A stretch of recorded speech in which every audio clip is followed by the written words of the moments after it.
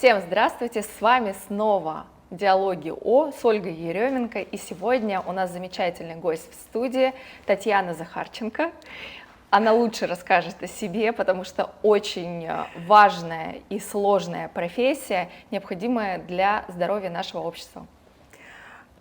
Здравствуйте всем, меня зовут Татьяна Захарченко, я логопед, дефектолог, психолог, кинезиолог, человек, которому интересна речь, все, что с этим связано, и как человек себя выражает. Я бы хотела первым вопросом узнать, насколько важна речь для человека? Какую роль она играет в жизни человека? Начнем с того, что речь делает человека человеком, потому что это та функция, которая отличает человека от животных, потому что больше ни у кого из животных нет речи как таковой, которая выражает мысль, которая выражает себя, которая выражает эмоции через слова, через артикуляцию, через фразы, через мысли. Речь – это озвученная мысль. Поэтому это очень важно. А как быть с жестами? Есть люди, которые вообще не говорят, у них есть патология слуха, и они с детства не могут научиться говорить. Эти люди относятся к группе людей с ограниченными возможностями. Как бы это некрасиво ни звучало, но дело все в том, что человек, который не обладает речью как таковой, ему очень сложно себя выразить. Да, они могут выражать себя через танцы, через творчество, через общение жестами, но, наверное, певучее, чем речь, нету, наверное, ничего, только музыка, может быть, природы. А как же Бетховен, который не слышал, но при этом создавал невероятные шедевры, которые до сих пор популярны? Ну, не секрет, это не придумала, это как бы истина стара о том, что гении, они за пределами нормы существуют. И Бетховен относится к этим людям. То есть это вопрос не нормы, это не норма и позволяет им творить чудеса. Из воспоминаний очевидцев, в общем-то, с ним достаточно сложно было общаться, поэтому он выражал исключительно через музыку свои эмоции. Я так понимаю, вы занимаетесь детьми, и мы об этом, ваша специальность более подробная, которую вы не озвучили, она об этом говорит. Когда родителям нужно бить тревогу, с какого возраста ребенок в норме должен начинать разговаривать? В норме ребенок разговаривает, в принципе, с самого начала. Он заявляет о себе с приходом в этот мир громким криком. И если этого крика не было, то это уже первые предвестники того, что есть какая-то патология. Потому что должен быть вдох, раскрываются легкие, раскрываются артикуляторные органы. На этом вдохе должен быть звонкий крик. И это норма. И если вдруг какие-то проблемы были в роддоме, ну, например, маме не сказали, кесарева мама была в состоянии наркоза, то, к сожалению, далее будет проявляться все равно история та, почему не закричал ребенок с первого раза. То есть крик – это первая речь. Да, это первое проявление речи. И об этом говорит очень много Ларина Ольга Данииловна и многие специалисты о том, что кто занимается неонатологи, кто занимается педиатрией, вот именно новорожденных, о том, что по крику можно понять, ребенок плачет от того, что ему больно, ребенок плачет от того, что он голоден, ребенок плачет от того, что грязно, холодно, дискомфортно. Все остальное не транслируется. То есть если ребенок кричит сутками, как это часто бывает, то значит ребенку очень плохо. И это первый признак о том, что что-то не так. Точно так же, что как если ребенок не кричит. А говорить-то он когда должен начинать? Собирать звуки в слова. Собирать звуки в слова после года. Первые слова после года. Но до этого должны быть предшествовать гуление и лепет. Сначала гуление, он огукает, потом должно гуление складываться в слоги. Слоги баба, баба, папа, сложатся потом слова папа, мама, баба. А дальше потом в простую усеченную фразу. То есть к 3 годам ребенок говорит полноценной, развернутой фразой со сложно подчиненным предложением. Я не хочу идти гулять, потому что там ветер. А как телефон и другие гаджеты влияют на развитие речи? Несколько раз наблюдала такие сцены, когда ребенок там хочет бегать, гулять, а родители его хватают, ловят, усаживают на стул или в коляску и дают в руки телефон. Это просто настолько больной вопрос, это настолько душетрепещущая тема, потому что вот то, что вы сейчас, Ольга, сказали, это, наверное, самое страшное, что могут сделать родители. Ребенок до 1,5 лет должен бегать и падать для того, чтобы вестибулярка у него правильно развивалась, вестибулярная система, и для того, чтобы он научился правильно пользоваться своим телом, потому что так природа устроена, что до 1,5–2 лет он еще весь мягенький, если он упадет, это не так страшно, как если он будет падать в 5, в 6, в 10 и в 20 лет. Это первая история. То есть набирается двигательный опыт, двигательные программки формируются из вот этих маленьких падений, вставаний, беганий, прыганий. До 3 лет ребенок вообще должен двигаться очень много. Это мячи, горки, ходилки, бегалки. А когда ребенку с самого начала дается телефон, а есть такая интересная особенность, я это очень замечала, и вообще об этом тоже говорят много специалистов, о том, что ребенок в год и в 1,5 научается так хорошо владеть телефоном, не овладевая совершенно речью. И она ему потом больше не нужна. И потом идет задерживание. А если нет развития речи, то потом будет интеллектуальное задерживание. То есть речь, она напрямую связана с мозгом, Напрямую с связано с развитием интеллектом. функций Однозначно. всего тела? Или Однозначно. конкретных каких-то функций? Я думаю, что всего тела, потому что любое действие, прежде чем совершить это действие, человек про себя проговаривает внутренней речью это действие. Сначала овладевает пониманием, как это делать, а потом уже делает. А в связи с тем, что дети сейчас начинают хуже разговаривать, позже разговаривать, однозначно позже, Однозначно. это как-то влияет на их возможности запоминать, фантазировать, придумывать, Я хочу сказать, что, скорее всего... на мануальные навыки? Да. Во-первых, они начинают позже говорить, потому что они и двигаться осознанно, и правильно, моторно программируя свои действия, начинают тоже позже. И не в полном объеме. Потому что они либо бегают без остановки, без цели, либо они не двигаются, сидят, собирают лего, либо смотрят мультики, либо еще какая-то история. То есть они достаточно обездвижены. Тот вопрос гиподинамии, о котором говорили в 70-е годы, сейчас, наверное, в 100 раз актуальнее, нежели тогда. А каким образом это связано со снижением интеллектуальной составляющей? Речь и мануальные навыки, особенно ведущая рука, это напрямую одна ось. Да, если ребенок говорит, он будет писать. Если нет каких-то функций, которые дисфункции именно руки. А если он будет писать, он будет мыслить. В двигательном плане, я думаю, тоже здесь есть прямая зависимость, потому что сложные речевые конструкции могут предполагать, что ребенок может овладеть сложными двигательными навыками, если мы говорим о норме. Да? А если ребенок ограничен в речевом плане, то ему и двигательные навыки незачем развивать. Более сложные программы. Очень печально звучит. К сожалению, да. Я бы даже сказала, немножечко фатально. Страшновато. Да, к сожалению, да. Почему сейчас настолько популярны певцы, которые не выговаривают половину алфавита, то есть из 3 букв формируют один непонятный слог, что необходимо смотреть песенника, чтобы понять, что они там исполняют? К сожалению, это туда же про то, что мы только что говорили про печальное. По запросу, по потребностям публики проявляют свои музыкальные способности и артисты. Это первое. Второе. Раньше было некультурно говорить некрасиво. Раньше было некультурно иметь нарушение картавости либо ламдацизм, потому что на тебя показывали пальцами, оборачивались. То есть общество стремилось к тому, чтобы речь была красивой. Была цензура, во-первых, на телевидении и на радио. Необходимо, чтобы у человека было все прекрасно.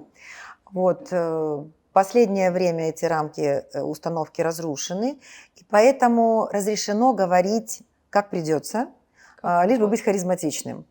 Да, то есть брать чем-то другим и не напрягаться. И раз это транслируется культурой, а артисты – это культура, музыка, театр – это культура, то значит можно и людям, которые смотрят, особенно молодежи, точно так же себя проявлять. Здесь получается взаимоподдерживающая история. Разговор, кстати, тоже очень интересно сейчас складывается между парами. Эй, ты чё? Эй, ты? Иди сюда, ну ты и все остальное. То есть такая форма выражения и такая форма речи, она может в дальнейшем на здоровье человека? Во-первых, давайте возьмем психоэмоциональную составляющую. Если к вам обратились барышня передайте, пожалуйста, билетик, или вам, эй, ты, передай билетик, у вас внутренне, психоэмоционально складывается определенный фон, определенный ответ. И у людей, которые общаются, не замечая эти вещи, то есть, во-первых, упрощаются эмоции, они тоже становятся более примитивными. Ну, плюс, конечно, и составляющая физическая. Если тело услышало прекрасное про себя, какое бы оно ни было, оно будет дышать и жить. А если с ним обращаются как с вещью, а и ты, это, в принципе, аббревиатура больше к чему-то неживому, нежели к чему-то красивому и прекрасному, то, конечно, будут последствия достаточно отрицательные. То есть из ваших слов следует, что неважно, мужчина или женщина, мама и ребенок, если мама будет своему ребенку постоянно отправлять короткие неприятные фразы, то это будет влиять на его эмоции.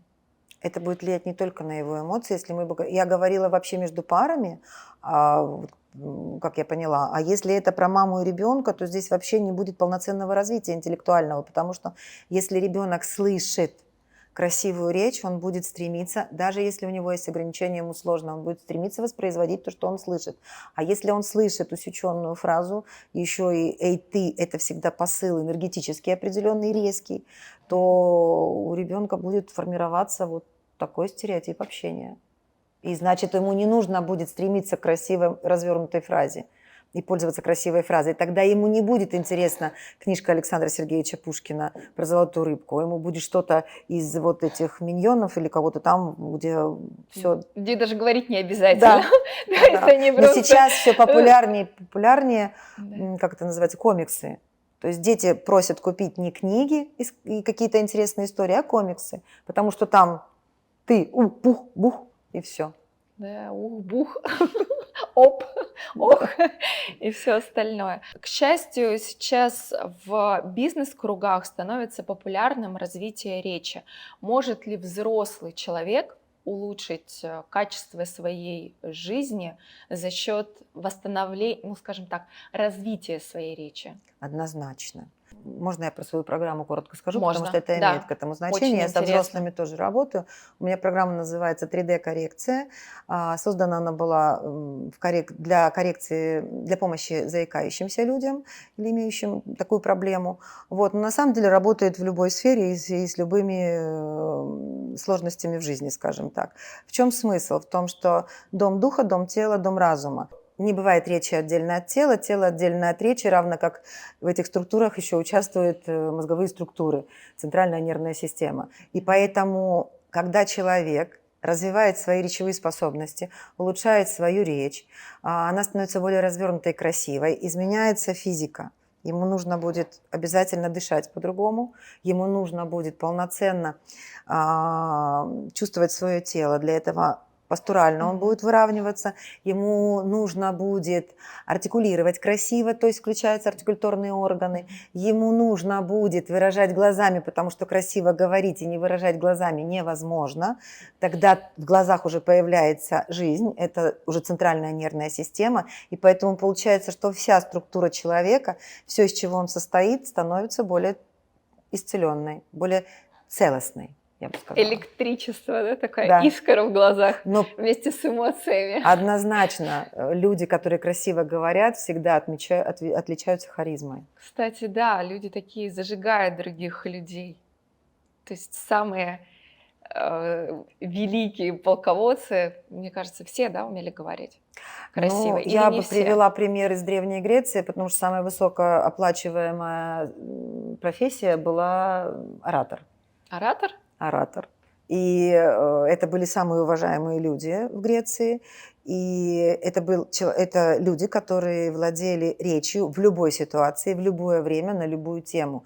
Они могли спокойно, красиво донести, поспорить, рассказать все то, что хотели услышать задающие вопросы. Неважно, в какой прослойке общества относился оппонент.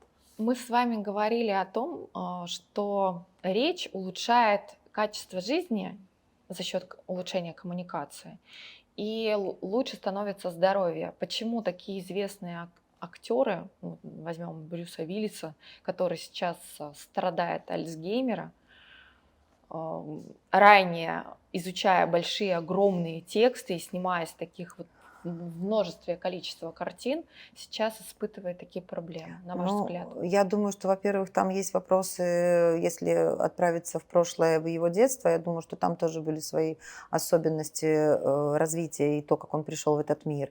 Это первая история. Скорее всего, с этим связано, вот как у Сталлоне, как у Ван Дамма. Я знаю, что это были... Всегда привожу пример своим подросткам, клиентам. На них это производит впечатление о том, что эти ребята были изначально очень слабенькими, слабым здоровьем, физически слабыми. Потом они в артистический мир пришли благодаря тому, что исправили свое тело, накачали, стали сильными, потом стали сниматься в кино. По-моему, Брюс Уиллис тоже к ним относился, я не могу быть уверена, но мне кажется, что да. Это первая история. А вторая история, не забывайте, пожалуйста, что были травмы на производстве, когда он снимался, и, скорее всего, это тоже имеет значение. Ну и образ жизни. Человек, который до последних своих дней читает газеты, разговаривает, транслирует, общается, ходит, двигается, танцует, ведет активный образ жизни, полноценный, я бы сказала, такой вот на высоком уровне, у него редко бывают эти проблемы. То есть та триада, которую вы сказали раньше. Да, тело, душа и мысли. Развивать тело, понятно. То есть это физическая культура, это гимнастика, это кинезиология. И, наверное, вы к своим пациентам это применяете. Да. Развивать душу — это как? Это эмоции. Это научиться разрешать проживать свои эмоции, не капсулировать их внутри, не загонять их в угол, не бояться их, а научиться их проживать и трансформировать в положительную эмоцию. А как можно научиться проживать свои эмоции? Всю нашу страну учили терпению, и А потом женщины учили терпению. То есть важно терпеть, не сказать. Да, после того, как учили этому в Советском Союзе, пришли другие люди, другое время, когда сказали: разрешайте своим эмоциям делать что угодно, и мы сейчас видим... Другая обратная картина — это дети фурия. Ну, одно слово чего стоит, да, то есть обычно это слово применялось к женщинам, не управляющих своими эмоциями, опасных для общества. Фурия. Ну, фурия – это женщина, которая летает и, в общем-то, похожа на ведьму, ну, либо сродни ей. Но это то же самое, только я убрали. А на самом деле к детям это вообще никак не должно относиться. То есть это оправдание не контролируемому поведению, это оправдание невоспитанному поведению, это не воспитание. Это патология? Развитие? Это проблема воспитания, патология развития или что это? Это каждый раз индивидуально. Оба направления имеют место быть. То есть в каждом конкретном случае будет и вопрос воспитания, и вопрос здоровья. Давай. А почему у некоторых интервьюеров очень сильно меняется голос? Вот некоторых видят без камер, в отсутствии камер и при личном общении. Это один голос, а на камеру это совершенно другой голос. Почему так получается? Я думаю, что первое – это все-таки профессиональные уловки, потому что модуляция голоса предполагает магнетизм, предполагает внимание, удержание внимания. Если человек будет говорить более тихим голосом, то нужно прислушиваться, вникнуть, если это интересно, и прям погрузиться в эту историю. Если человек говорит более громким, то он может призывать к каким-то действиям. Это первая история. Вторая история, что они тоже обычные люди, и у них тоже есть вопросы со связками, с голосовым аппаратом. Третья история, это вот мы сказали, первая – это физика. Нет, первая – это все-таки центральная нервная система, да, то, что выстраивает наш мозг, уловки. Вторая – это будет физика. А третья – это эмоциональная составляющая. Они тоже люди, они тоже не всегда владеют собой, либо разные бывают ситуации, либо подстраиваются под собеседника. Какие инструменты для речи вы используете в своей практике? Вот из ваших личных разработок. Из моих личных разработок это артикуляторная гимнастика, которая модернизирована, я бы сказала, в отличие от обычной артикуляторной гимнастики, потому что все упражнения делаются через изометрию, для того, чтобы добиться определенного напряжения мышцы, и потом расслабилась она. И на этом строится вся автоматизация движения. Второе – это обязательно водно-питьевой режим. Из инструментов, потому что дети не пьют, у них гиперактивная кора, они бегают. Дети не пьют, взрослые не пьют. Вот кто у меня из взрослых клиентов в психотерапевтической практике, это панические атаки, потому что и то, и то, и то способствует недостаточному количеству влаги в центральной нервной системе. То есть обезвоживание мозга ведет к тому, что человек приходит в состояние паники. Вода увлажняет артикуляторные органы, выстилают эпителий. Пешеходные нагрузки обязательно, то есть тело должно участвовать, плюс определенные упражнения, и обязательно что-то должно быть интересное, связанное с речью, какие-то либо загадки, либо кроссворды, в зависимости от возрастного ценза. Вы мне напомнили сейчас один интересный момент из моего интервью, когда мы разговаривали с врачом-психиатром, и она сказала, что вода очень сильно влияет на работу головного мозга. Есть какая-то доза воды за день для того, чтобы центральной нервной системе было действительно хорошо. Если мы берем ребенка, если мы берем взрослого человека, есть какие-то рекомендации Да, конкретные? я немножко вернусь к тому, насколько это важно. Дело все в том, что, если вы помните, во всех временах и во всех, наверное, религиях и странах, если истерика у женщины, ей предлагают воду. Если мужчина выступает, ну это да, и где-то у него происходит эмоциональный сбой, предлагают стакан воды. Когда на похоронах предлагают стакан воды, на свадьбе тоже предлагают стакан воды. Когда человек нервничает, всегда рядом должна быть вода, и это было всегда и есть. Никто это не отменял. В кинезиологии минимальное количество воды, которое должно поступать в организм человека, неважно, взрослый ребенок, вопрос только размера стакана. 5 стаканов в день, 2 натощак утром, один сразу, когда проснулся, один за 15 минут до завтрака, один перед обедом, один перед ужином, один перед сном. Вода должна быть от 40 до 60 градусов, ребенку от 160 миллилитров, взрослому около 200 миллиграмм. Но если взрослый не может в себя влить 200 миллиграмм, хотя бы 160. А детям, когда ко мне приводят деток неговорящих, очень часто вот в этом состоянии неуправляемом с полевым поведением, то я начинаю просто выкапывать из пипеточки. Когда родители говорят, он не пьет. Дело все в том, что дети сейчас действительно не приучены пить воду. Если они пьют обычную, бегают, вот набрали воду из-под крана, либо из кулера, а нужно пить теплую, хорошо теплую воду. У японцев есть интересная система, я с ней столкнулась в интернете, я не очень могу ее применить, она непроста в применении. 4 стакана утром по 160 миллилитров, 1 стакан перед обедом, 1 перед ужином, 1 перед сном. Вот точно так же они транслируют о том, что многие психиатрические проблемы решаются очень быстро. Ну, панические атаки точно. Вот, если правильно принимать воду. Очень интересно. Плохо корректируется ЖКТ. ЖКТ от 2 лет приема такой воды, вот, ну, такого режима водно-питьевого. Но дело все в том, что это работает однозначно, и дети с полевым поведением, если их начинаешь отпаивать, они начинают тебя слышать как-то и включаться. По голосу можно считать человека? Конечно, конечно. Даже, я бы сказала, по поведению, по положению тела иногда можно считать, ну, мы не берем продвинутых каких-то разведчиков или, не знаю, супер-супер НЛПшников, да, НЛП специалистов, но человек, прежде чем говорить, он уже своим телом готов вам транслировать, как будет подача, какая будет подача.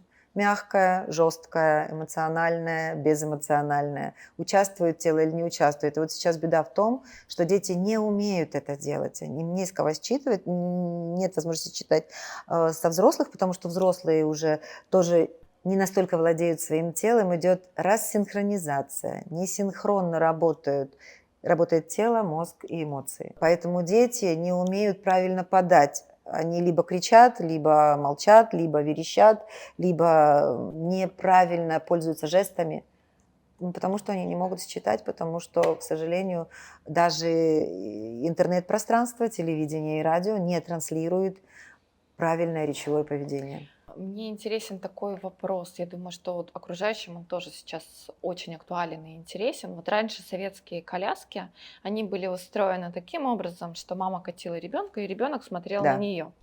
Сейчас коляски исключительно смотрят в другую сторону.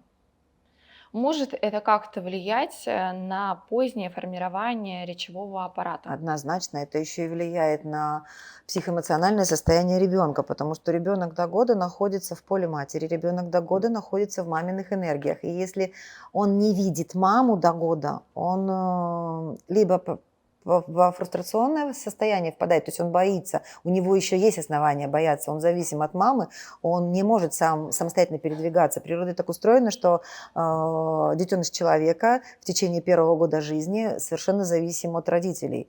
Он не может сам себя обеспечивать.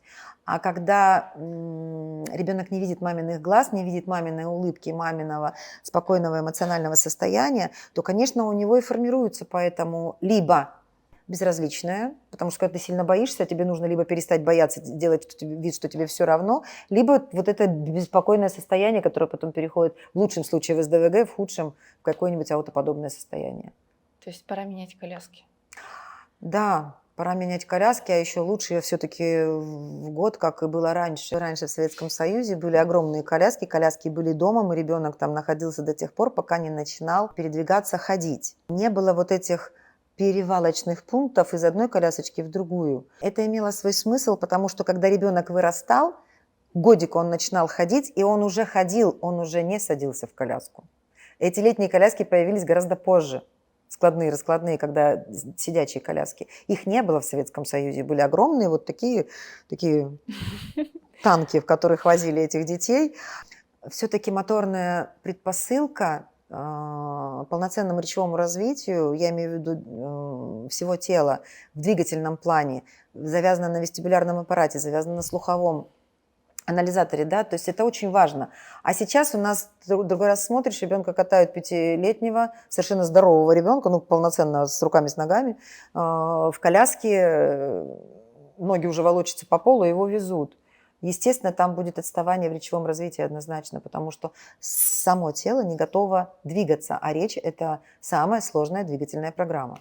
Поэтому к коляскам имеет вопрос не только повернуть их лицом к маме, но еще и… Очень интересно. Я очень счастлива, что я задала этот вопрос. Я думаю, у тех, кто сейчас услышал ответ, они тоже, особенно если планируют становиться родителями. Такой вопрос про взрослых. То есть, а чем вы занимаетесь со взрослыми? Как вы помогаете своими навыками и методиками взрослым людям? Очень повезло мне в жизни, у меня интересный профессиональный путь. Самый маленький ребенок у меня был двухнедельный, вот, а самый взрослый клиент у меня был в 94 года. Я 6 лет занималась афазиями, восстановлением речи после инсульта, и это потрясающий опыт, потому что на самом деле та сила духа, которую испытывают люди, поколение моей маме 87, да, до военного, ну, нам учиться и учиться. Это просто удивительно. Поэтому со взрослыми я работаю в речевом плане. Это бывает чаще всего заикание, обращаются люди с заиканием, либо бывает вопрос к звукопроизношению с миофункциональными проблемами, потому что, вот да, я в лиге миофункциональных терапевтов, и психотерапевтические с паническими атаками, с разными тревожными состояниями. Сегодня я видела у вас такие очень интересные карточки. Да. Расскажите про них немного. Это называется метафорические карты. Задумка о том, чтобы это было инструментом не только для психологов, но и для логопедов, для специалистов ЛФК и специалистов детства и тоже взрослых. Дело все в том, что есть интересные наблюдения. И задумывалась, это моя творческая, да, творческий проект. На этих картах нарисованы, воспроизведены руки младенцев по этапам их развития в младенчестве до года. И у некоторых авторов есть интересное наблюдение, это в основном, кто занимается из кинезиологии в основном, конечно, да, о том, что люди, когда перепроживают определенные эмоциональные состояния, они возвращаются либо в состояние детства, либо в состоянии детства в тревоге, то есть положительные либо отрицательные эмоции. И вот если вы замечаете, когда человек боится, то у него кистевой праксис принимает определенную позу. Люди с шизофренией часто, с психическими нарушениями, дети, которые не имеют психических нарушений, но чего-то очень сильно боятся. У меня, например, в кабинете лежит круг. Обычный круг, холохуп называется, да, и по нему как нужно пройти для того, чтобы стопу выровнять, постурально выровняться. И есть дети, которые становятся на холохуп и принимают вот это состояние, то есть рука сразу транслирует эмоциональное состояние ребенка. И когда вы кому-то очень расположены, то ваша рука будет мягкая, как у малыша, когда вот он расслаблен. А когда вы напряжены и переживаете, то, соответственно, это будет либо кулак, либо состояние тревоги, крайней тревоги состояние, там их 4 состояния тревоги есть, и все это здесь отражено в моих картах. Да? Эти карты задумывались не только как метафорические, то есть работать психологу с определением состояния внутреннего человека, но это может быть еще и как работа с кистевым праксисом, с мануальными. Со взрослыми тоже? Со взрослыми тоже. Да, со взрослыми тоже транслируется эмоциональное состояние, и это считывается картой. А злость? А злость это обычно... Злость это тревога или злость это... Ну, под любой злостью и агрессией однозначно изначально будет страх и тревога.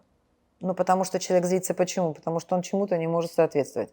Вот, ну, какая-то такая причина у него внутри рождается, и поэтому он хочет либо соответствовать любой ценой, либо уничтожить тех, кто мешает ему соответствовать. Ну, как бы, если упростить. Как вас можно найти? Вообще возможно попасть к вам на прием? Да. Я пока в Краснодаре нахожусь, за 2 дня меня уже 3 человека спросило. У меня есть канал в Телеграм и в Инстаграм, называется «Солнце в ладонях». И это тоже интересная история, почему он так называется. Вот, там есть телефон, по нему можно записаться, попасть на прием, написать. WhatsApp есть по телефону. А «Солнце в ладонях» называется потому, что в одном из английских университетов были исследования о том, что центр ладони – это точка реанимации, все ее знают, но на самом деле это точка, в которой имеют место фоточувствительные клетки.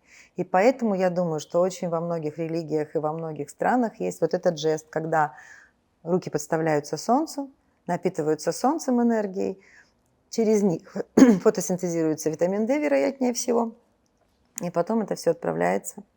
Неожиданная информация для меня, спасибо большое. Вот, поэтому «Солнце в ладонях» мой канал, и я очень рада буду, если смогу помочь. Спасибо большое, была великолепная беседа. Я надеюсь, что мы еще увидимся и обсудим еще какую-то жизненно важную и полезную тему для общества. Спасибо большое. Спасибо большое. Благодарю. Ура! Спасибо. Спасибо за интересные вопросы. Фу, надо фотографироваться. Поздравляю. 4 года.